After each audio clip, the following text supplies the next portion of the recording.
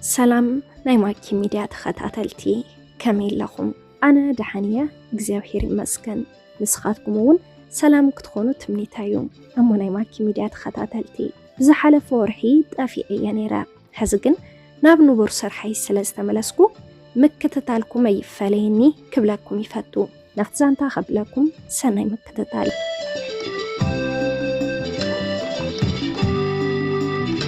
ኣብ ቀረባ ጨርቂ ክደርቤኺ ክትዓብዲኺ ኢሎምኒ ናይ ምንታይ ክርስትና እዩ ንጓልካ ወሲድካ ኣይመረቕካያ እንዲኻ ምስ በሎ ኣዴ ኣሕራይ በለትንን እሞ ኣይወሰድኩዋን ኢሉ መለሰሉ ናይ ማኪ ሚድያ ተኸታተልቲ ተወሊደ ዝዓበኹሉ ኣብ ገጠር እየ ብቁልዕነተይ ኣመና ሕጉስትን መስተውዓሊትን እየ ነይረ ዕድመይ እናወሰኸ ምስ መፀ ንእስነት ከልዕል ምስ ጀመርኩ ንገዛና ሽማግለ ተላኢኹ ብናይ ስድራይ ምርጫ ሓዳር መስሪተ ብርግጽ ምስ ስድራይ ዝነበረን ንረክብ ሕማቕ ኣይነበረን ፀገማት እንዳተፈጠሩ ምምፃእ ዝጀመሩ ብኽርጓለይ ድሕሪ ምውላደ እዩ ብጣዕሚ ጽብቕትን ምልክዕትን ቆልዓ ወሊደ ግና ብሸውዓተ ወርሓ ገና እንታይ ፀገብክዋ ኣብ ህርፋነይ ህፃን እንተላ ገና ብዕሸላ ሞይታትኒ ድሕሪ 3 ዓመት መሊሰ ካልአይቲ ቆልዓ ወሊደ ንሳውን ተኾነት ኣብ 4 ወርሓ ሞይታትኒ እዚ ድሕሪ ምፍጣሩ ናይ በዓል ገዛይ ጓልሓትን መፅያ ከም ዝበለትኒ እቲ ምኽንያት ኣብ ዘይዛረበክን ናብ ዝኾነ ቦታ ወሲደ እያ ዝዛረበኪ ኢላትኒ ኣነ ግና ኣብዚ ኣብ ገዛይ ተዛረብኒ እንተዘይኮይኑ ግን ናብ ዝኾነ ይኹን ቦታ ኣይከይድን ኢለያ ኣብ ቅድሚ በዓል ገዛይን ጓልሓትን ንዑን ብሓደ ኮይኖም እሺ ኣይከይድን እንቴልኪ እቲ ሓቂ ክትፈልጥ ስለ ዘለኪ እቲ ሓቂ ክንዛረበኪ ኢሎም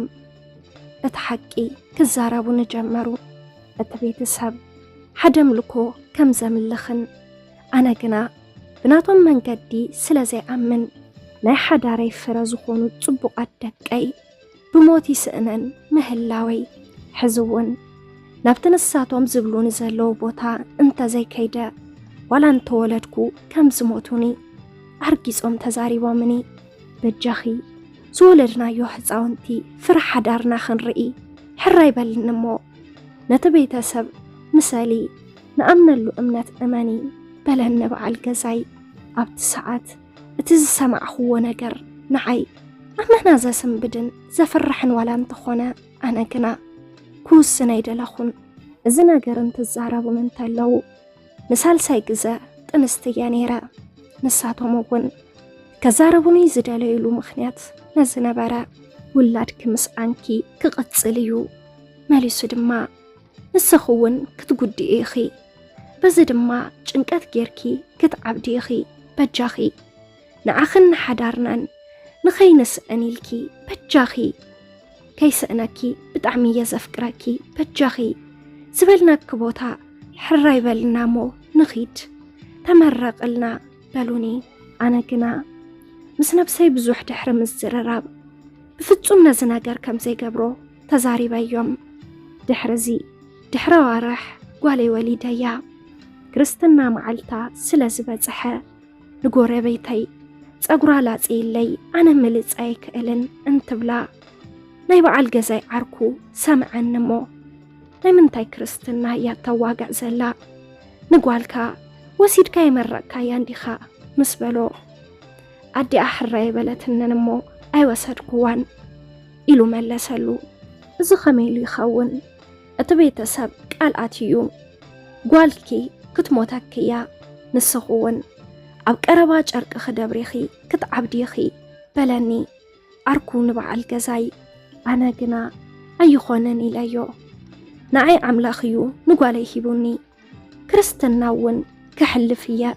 ፈጣሪ ንጓለይ ክምንጥለኒ ደልዩ እንተ ደኣ ወሲድዋ ይውሰዳ ኣነ ግና ኣይዓብድን ምኽንያቱ ንዓይ እምነተይ ከድሕነኒ እዩ ኢለዮም በዚ ዘረባይ ኣመና ሓሪቑ ፀሪፎምኒ ንዓኽስ ካብ ክሳድክ ንታሕቲ ቀቢርካ ኣብ ልዕሊ ክፈረስ ምግላብ እዩ ነይሩ በሉኒ ኣዋሪዶምኒ ኒዒቆምኒ أنا كنا زرب تيفرحني نقالي كرستنا العلا زد دحر مخانو دحر سلسة معلتي نقالي كتبات كختبايلة حزايا مسكركو بعل قزاي كل نبرة أخاخي وطافئو أب إيدي كرشي زي باللي انتلقو كل نبرة أخاخي وطافئمو أنا ون أبز قزان بيني هيك أمتن إلى قالي حزا عندي سبباتي دحرزي سينا زي فلت سنبركو كفتي قزا طريت سنبراني نقاديت سنبركو قال 4 ورح قالي حزا نابدي سببا تبكيسا أبدي سببا زقبرو جاني قني تملالاسي سرحتنيا رخيبة بخلطة 100 قرشي كسرح جميرة دحرزي أما علت حدا قزات راح يبلع قالي يطبو نقالي كابت أوزا يزقبر الله نقر أين برنن كساب حدا عمتها تعنقا ملوء سونتها دل رقوات نبرت قولو الناشطكو كدان النحصبكو قالي عبيا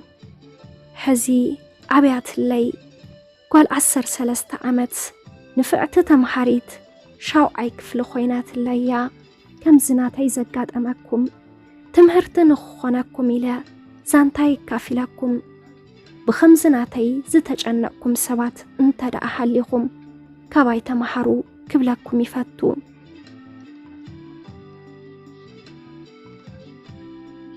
سلام نايماكي ميديا تخطاتلتي كميل لكم نلومي حزالكم قريبا زنبركو نزي مسل نيرو نزانتان تدعفتكم و لايك بمقبر حساب رئيتو أبز زانتا انتدع حليكم أو ناي كومنت مزحف بوتا حساب رئيتوهم كتقدفلنا تخليوهم نس channel حدشتين دحردا حليكم سابسكرايب بمقبر نتناي دول ملكت بمنكا ناي channelنا تخطاتلتي كتخونون اللابو أبز channel حساب رئيتو انتدع حليكم أو ناي كومنت مزحف بوتا حساب رئيتوهم كدفلي أمو ناي ماكي ميديا تخطاتلتي بقصالي بخالي زانتا بخالي مدب كساب نراخب سسناي نخلاتنا يقني لي